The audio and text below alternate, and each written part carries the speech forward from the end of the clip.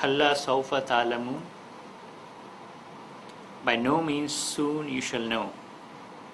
Kalla sawfa ta'lamun. So if you go to verse 4, here let's talk about Summa kalla sawfa ta'lamun. So before it was Kalla sawfa ta'lamun, by no means soon you shall know. Summa kalla sawfa ta'lamun, he re-emphasized the same meaning, and again note it well. By no means soon you shall know. And then if you go to verse 5, Kalla law ta'lamuna ilmal yaqeen. Nay, had you known with certainty of knowledge, had you known with certainty of knowledge the end of this way of life, you would have never acted like this.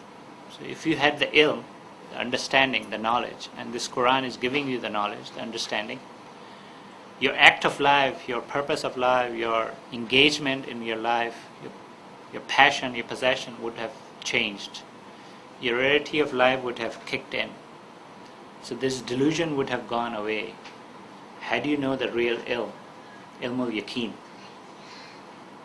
And then verse 6, you shall certainly see hell.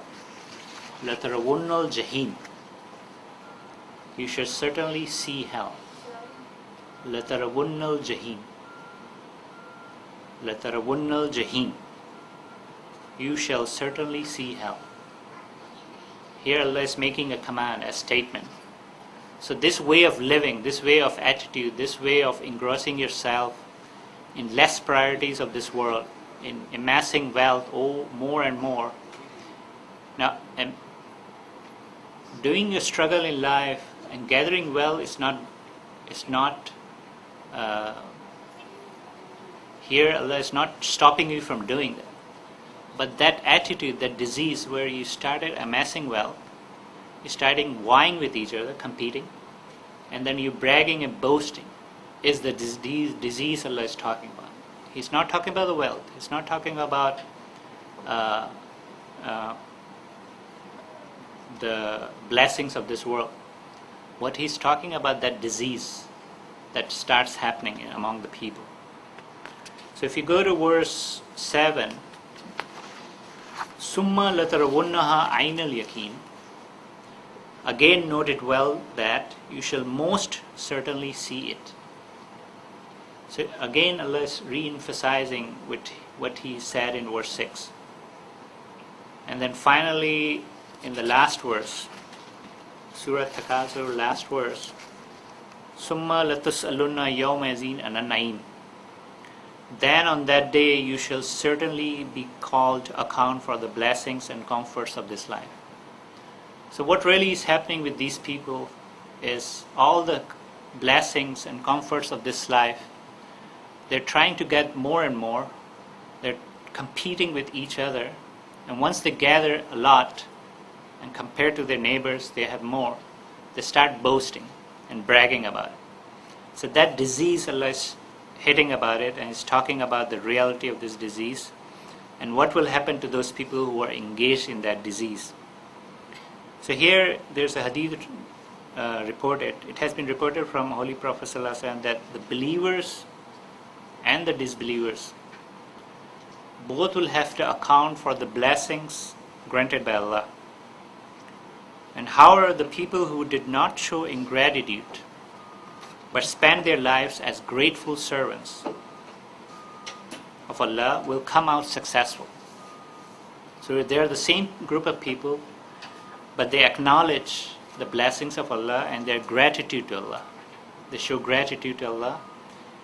Their end in life and after will be of success. But then there's another bunch of people who proved thankless to Allah for His blessings and committed ingratitude, by word or by deed or by both. They will emerge as failures. So there are two brands of people. The same blessings are given to them, both of them. One are showing gratitude to Allah and they're very thankful. Their end is different. And there are other people who are showing ingratitude, who are always complaining and about his deeds, that is less. It's like he should have given us more. Those are the people whose end is different. And finally, in the summary, I quoted a hadith where Hazrat Jabir bin Abdullah Raziyallahu Ta'ala says that the Holy Prophet ﷺ once visited us, and we served him with fresh dates and gave him cool water to drink. Thereupon he said, "These are of the blessings about which you will be questioned." This is in Musnad Ahmad. So these ahadith, and there are a couple of other ahadith relating to the same message, that these ahadith make it explicit that not only the disbelievers but the righteous believers too will be questioned. So all of us will be questioned, accounted for all the blessings that we're enjoying in this life. As for the blessing which Allah has bestowed on man, they are unlimited and countless. So there are blessings that we know, but there are unlimited blessings that we do not know, that Allah has blessed us. So there are many blessings of which man is not even conscious of. So in respect of the blessings directly bestowed by Allah, he will have to give an account as to how he used them. So all the blessings that are given to us, we have to give account of how we use them. And are we show gratitude to Allah or not?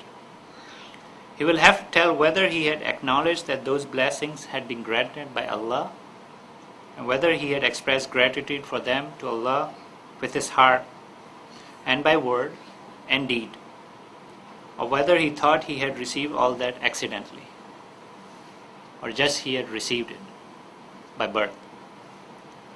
So what this surah, the whole topic is about that disease that we need to avoid ourselves from that. And we need to live a life of gratitude and show respect and honor to Allah and His Prophet and His commands, and live a life of gratitude instead of ingratitude. So this was the tafsir of Surah At-Takathur, and inshallah next time, according to schedule, we'll try to cover Surah Asr on September 5th meeting.